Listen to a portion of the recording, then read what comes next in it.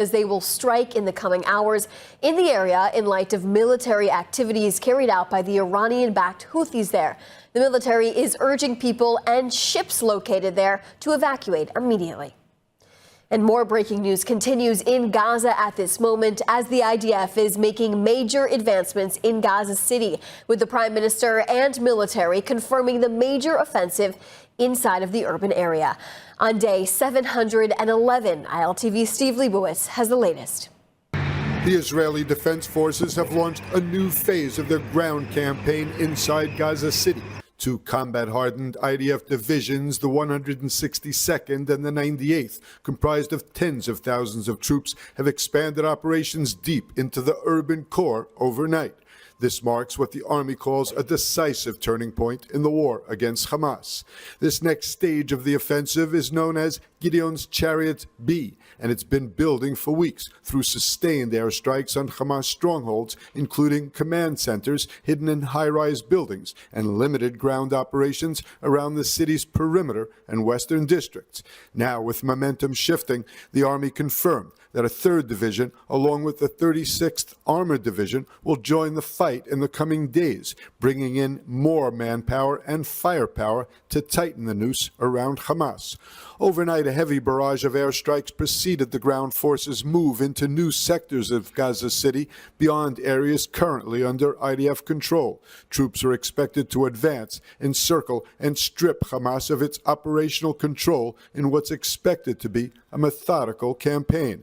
The army estimates that there are thousands of Hamas operatives in Gaza City, as well as some 600,000 civilians who have not yet evacuated. In addition to the Gaza City offensive, the IDF says the 99th Division is conducting defensive operations in Israel's buffer zone in northern Gaza, while the Gaza Division is operating in the Strip south. President Donald Trump is responding to comments about Israel strikes in Doha, Qatar. At the same time, he threatens Hamas to release the remaining hostages in captivity. Here's what else you need to know. When asked by a reporter about Netanyahu saying he does not rule out targeting Hamas anywhere, President Donald Trump declared that Israel will not be hitting Qatar again. Well, he won't be hitting in Qatar. As I say, I call it Qatar, you call it Qatar. You're actually more right, but actually you're allowed to go. The Emir said, you can say it any way you want, but I've always thought of it as Qatar. I think it's a beautiful sound. And actually, they've been a very good ally. And a lot of people don't know that. But he won't be hitting Qatar, but he will be maybe going after. Now, there was an article that I read in a newspaper just about an hour ago where Hamas said they're going to use the 20 hostages as human shields. The U.S. president also responded to reports that Hamas was planning to use the Israeli hostages as human shields against planned Israeli takeover of Gaza City. They're going to bring them up from the dark tunnels, and they're going to put them in the line of fire so that if Israel goes forward, they're going to die. And I thought that was very terrible, and I put out a statement on that. You saw that. Earlier, Trump posted, quote, "I have just read a news report that Hamas has moved the hostages above ground to use them as human shields against Israel's ground offensive. I hope the leaders of Hamas know what they're getting into if they do such a thing. This is a human atrocity, the likes of which few people have ever seen before. Don't let this happen or all bets are off. Release the hostages now." The comments and posts came as U.S. Secretary of State Marco Rubio spoke alongside Netanyahu in Israel yesterday. Rubio is now in Qatar, where Arab leaders in the region are putting together ideas about how they should respond to Israel's strike on the Hamas leadership that they harbor inside of their own country.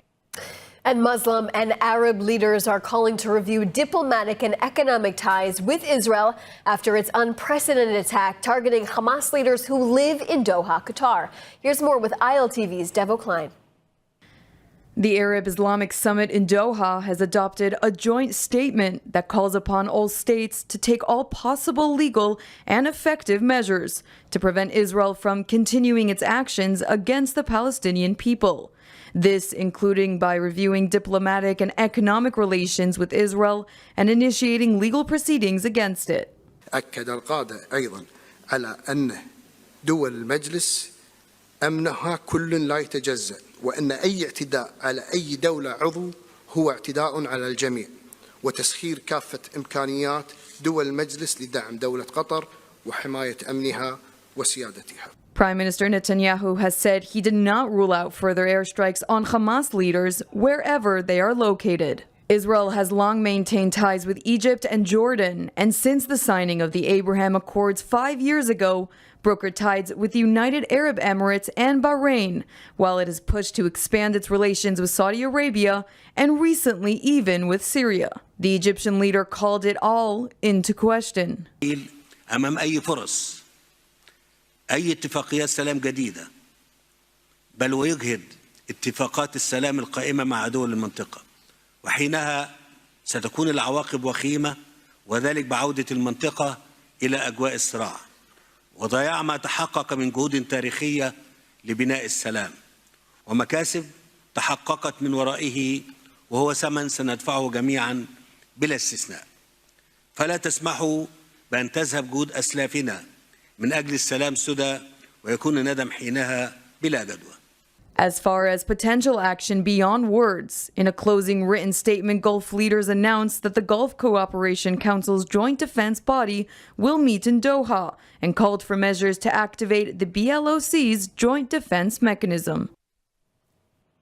From the IDF's major advancements on the ground in Gaza City to the summit Arab and Muslim leaders held on how they will respond to Israel's strike on Hamas's terror leadership living and existing in Doha, Qatar. Let's discuss all of it. Joining us now to help us make sense of it is Brigadier General Reserve Danny Van Buren, former Chief Reserve Officer of the IDF and founder and chairman of Nikraim Ladego. Thanks so much for being with us today. Appreciate it.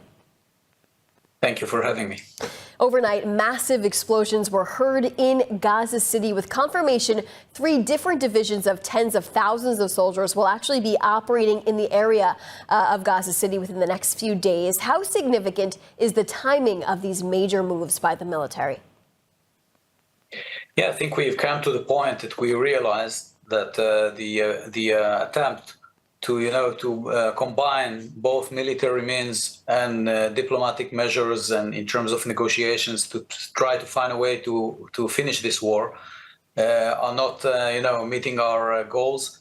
And the only alternative which is left to Israel is to do the final move in terms of eliminating the rest of Hamas infrastructures and leaders in order to create a new situation on the grounds where Israel will be able to live peacefully without being threatened by Hamas. And I think this is the main logic of this operation, both to finalize the war and take Hamas out of power and to release the hostages. And in these two means, to create a new narrative that, terror doesn't pay off in terms of what Hamas committed on October 7th.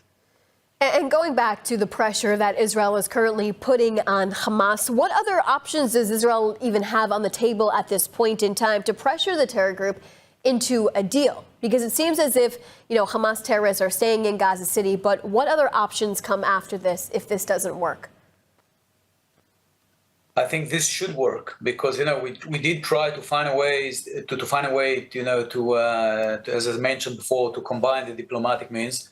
I think what we should realize that the major goal of any terror organization is to create chaos and fear within the society that it is fighting against. In regarding Israel, we see that the inner conflict in Israel is working on the benefit of Hamas, and we should all remember this, in order to not to let Hamas gain his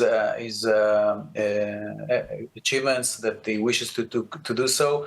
And we should admit that the current pressure being put on Israel by the international community, mainly using the bias campaign of starvation in Gaza and so on, is also a burden on Israel. So the best way for us currently is to finish the war in order, to create the situation on the grounds when Hamas is defeated, and this will enable all of us to work on a new international infrastructure of Gaza and being able to create new order in this area. Sure. So as the IDF approaches, Gaza City, it's pretty much brand new territory. It's brand new urban territory for them. What's usually the first steps or the initial steps they take when they enter brand new location like this? I'm not sure it's a brand new. There are some neighborhoods which the IDF so far was not present in, mainly because we were suspected the hostages are being held in these locations. But as we all see during the last 2 or 3 weeks, the IDF puts a lot of pressure by using air force in order to take down towers and buildings that can be a threat to the ground operation in terms of being able to observe the IDF movements and even eliminate or hurt the Israeli soldiers. So these means were all committed within the last 2 weeks, and the second attempt used by Israel and the IDF is to try to separate the local population from Hamas. And part of the reason that we saw last night at the beginning of the actual work on the ground and the tanks movement and so on was to show the local population that we mean business. And it's not just a drill. So the best option for them would be to evacuate to the humanitarian zones, and so they won't be hurt. This will enable the IDF to fight in an area which is not populated and really put an end to the Hamas activities, both against Israel and to be honest, against its own population. Thank you so much for your perspective on all of this. Of course, we're continuing to follow all the developments in real time as all of this is consistently moving from day to day. Appreciate it. Thank you. Thank you very much. There was an epidemic. Thousands went blind. Yet one woman had a vision. It started with 2 nurses from America. Today, it's 2 world-renowned medical centers pioneering breakthroughs and treating more than 1 million people a year. This is the work of Hadassah, America's largest Jewish women's organization, a life-changing force in Israel. For over 100 years, our vision has been clear: to help heal our world. This is Hadassah. And French President Emmanuel Macron hosted a video call with leaders from Canada, Britain, Egypt, Jordan, and Qatar to push for a ceasefire and revive the 2-state solution idea. The group called for the disarmament of Hamas, the release of the hostages, and increased aid into Gaza. But Israel remains clear there is no peace without security first. The call comes ahead of the United Nations General Assembly, where several nations may move to unilaterally recognize a Palestinian state, a step Israel rejects and views as a reward for terror as the war in Gaza is ongoing.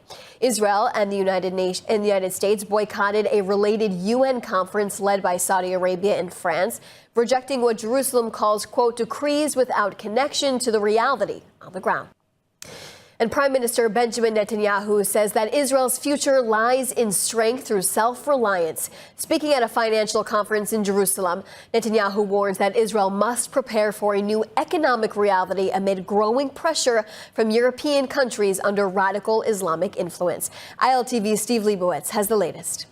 During his extensive remarks at the Accountants General Conference, Prime Minister Netanyahu lashed out at what he called weak European leaders while vowing massive investment in domestic weapons production and high-tech industries. החלק השני הוא יותר ממוקד, והוא ממוקד במדינות מערב אירופה, בהפעלת המיעוטים המוסלמים שם, שהופכים קולניים, אלימים, ומאיימים על המדינות. ולכן אנחנו רואים את המצור הזה מתמקד במערב אירופה.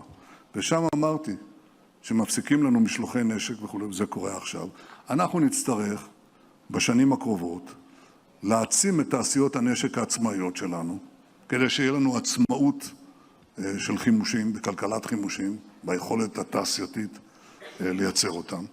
ולכן אנחנו נפרוץ את המצור הזה. Israel can stand alone if it must, pointing to a strong shekel, a reduction in deficits, and R&D investment. The Prime Minister called for cutting bureaucracy and safeguarding national security industries. Netanyahu said the Qatari-funded European siege on Israel is underway, and Israel must prepare to stand on its own. ואנחנו גם יודעים שיש עכשיו ניסיון של הטלת מצור על ישראל על ידי גופים שונים ועל ידי מדינות שונות, בראשם קטר. קודם כל מצור תקשורתי שממומן בכסף ענק, גם של קטר, גם של מדינות אחרות כמו סין, והם פועלים גם במערב, ולא פחות מזה בארצות הברית. Referring to ancient Greece, Netanyahu said, "We are Athens and Sparta, or Super Sparta. We have no choice but to stand alone and strong." Israel, said Netanyahu, will fight back against the growing isolation. אז האם השיגו בידוד עולמי? לא. ארצות הברית איתנו, גם הרבה מדינות אחרות, אבל יש לנו בעיה ממוקדת כרגע במערב אירופה, ואנחנו פועלים ונמשיך לפעול להסיר את המצור הזה. כמו שהצלחנו עם המצור הצבאי, כך נצליח גם המצור המדיני. And before we move on, we're excited to announce episode 2 of ILTV's new special series with Israel Bonds, One-on-One with Lidar Gravelazi. I'm excited to announce episode 2 of our new show, featuring an in-depth conversation with Nathaniel Buzolik, known as Nate Buzz, an accomplished actor and human rights activist, as he shares his spiritual journey from the sets of Hollywood to the streets of Jerusalem. Join us tomorrow, September 17th at 2 p.m. Eastern Time. Scan the QR code on your screen to RSVP. It's a conversation you won't want to miss. Spain's opposition to the Israeli conduct of the war in Gaza continues spilling into the world of sports. Just yesterday, Prime Minister Netanyahu lashed out at the Spanish Prime Minister for encouraging protest at the Vuelta a España cycling race. And now Sanchez, the Prime Minister, is calling for Israel to be banned from all international sports competitions. The protest against Israel's war in Gaza resulted in arrests and injuries, disrupted and ultimately led to the cancellation of the final leg and the podium ceremony. Sanchez, the Prime Minister, said Israel and Russia should be banned from international sports competitions until, quote, barbaric acts end, referring to the wars in Ukraine and in Gaza. The director said it was time to stop and reflect ahead of the Tour de France. On Thursday, Jewish National Fund USA held a heartwarming ceremony to honor the victims of the 9/11 attacks on the World Trade Center. The ceremony was held at the only 9/11 memorial outside of the United States, with the names of every single victim. The JNF USA Memorial is located in Jerusalem. ILTV was at that ceremony. Let's take a listen.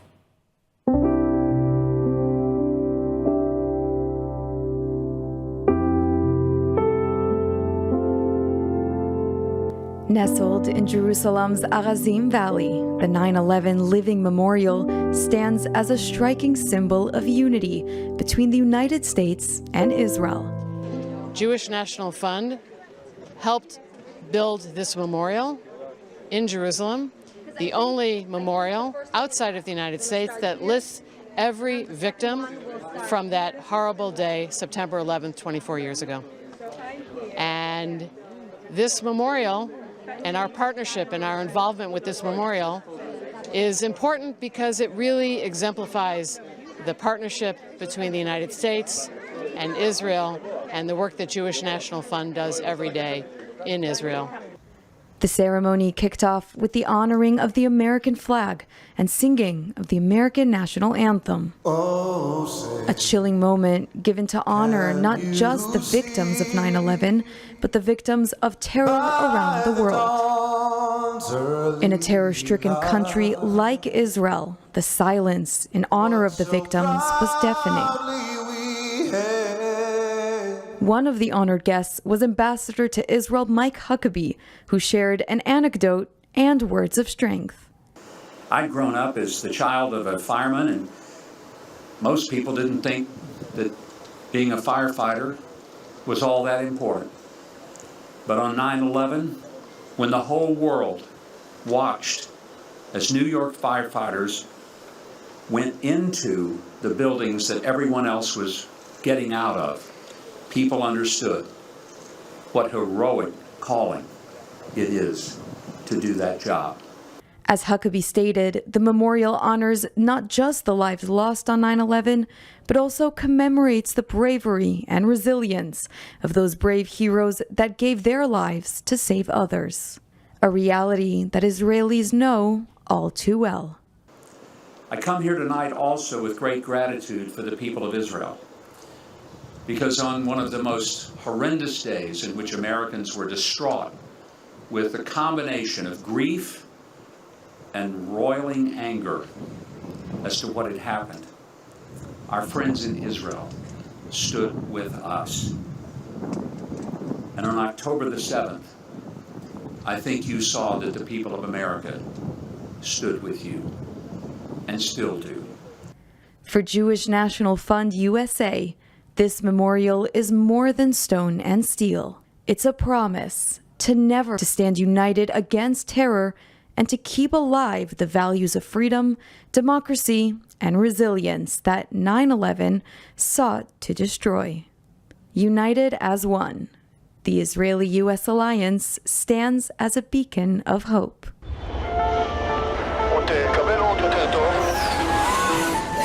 עוד יותר, כן, עוד יותר, כן. מזל טוב.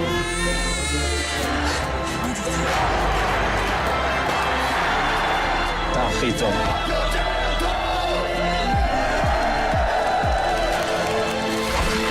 עוד יותר טוב. אלבר, רק את הטוב.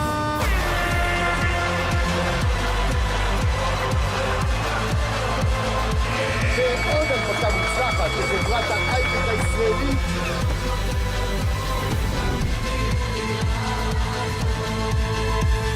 אולי תהיו יותר טוב משם. גבירותיי ורבותיי, נחתנו בהפתעה בנמל התעופה בניו יורק. ברוכים הבאים לישראל. Israel is strong and growing. Now, more than ever, is the time to make Aliyah. And Israel is one step closer to bringing its newest spy satellite, OFEC 19, into full operational use. Here's more with ILTV's Mayan Hoffman. Just under 2 weeks after its launch into orbit on September 2nd, the Ministry of Defense confirmed that OFEC 19 has successfully transmitted its first image back to Earth. The achievement came after a carefully planned series of system checks carried out by the Defense Ministry's Space Directorate, the Israel Aerospace Industries, and IDF Unit 9900. In recent days, the satellite's radar system was activated for the first time, and engineers were able to download its initial pictures to IAI's control station in Yehud. Since liftoff, teams have been gradually powering up and testing each of the satellite subsystems. The successful activation of the radar marks a critical milestone in the satellite's journey toward full operational status. OFEC 19 is equipped with advanced radar technology, enabling it to capture high-resolution images day or night and in all weather conditions. This makes it a vital addition to Israel's growing intelligence capabilities. In the coming weeks, engineers will continue rigorous in-orbit testing to validate the satellite's performance. Once that phase is complete, responsibility for OFEC 19 will be transferred to the IDF's elite unit 9900, which oversees Israel's constellation of surveillance satellites and provides vital intelligence to the military and defense establishment. We are following breaking news at this hour.